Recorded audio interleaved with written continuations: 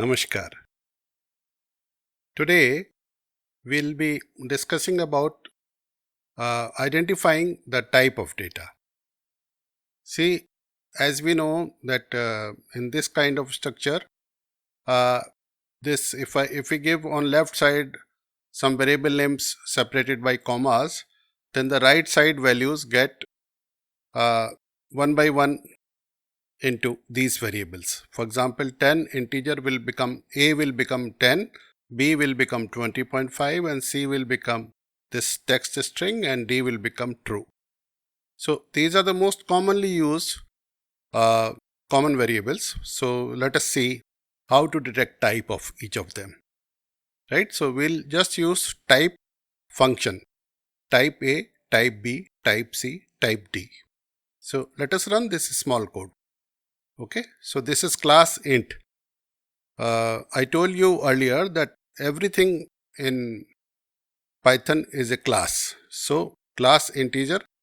So there is nothing like primitive variables or secondary type of variables or derived variables kind of thing. Everything is a class. So class integer, class float, class string, or string is represented as a class str and class bool.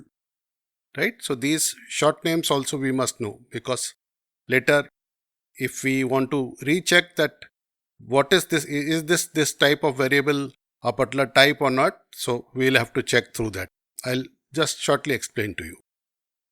So we can use this type on even these kind of things. For example, this kind of variables like list, tuple, set and dictionary also. We can use the same kind of type function.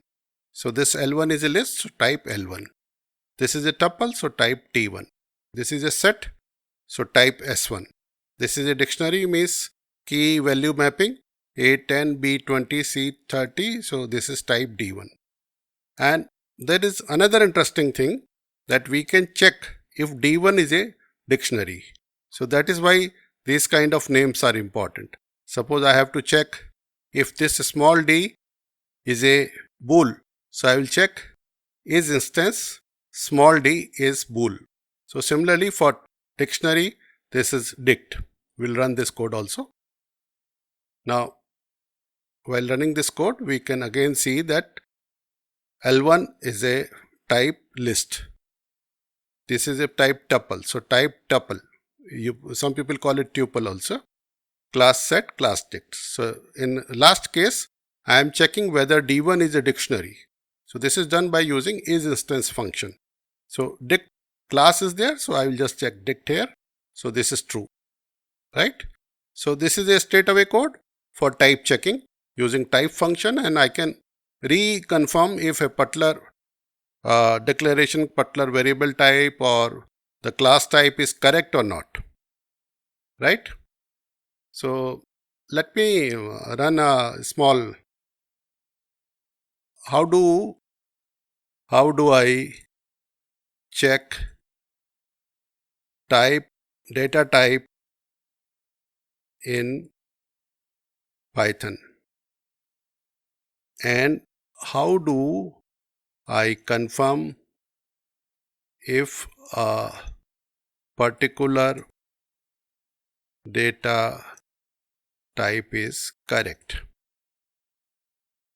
So we can use this kind of prompts for AI to get proper understanding of whatever our code is doing, or whatever details about a particular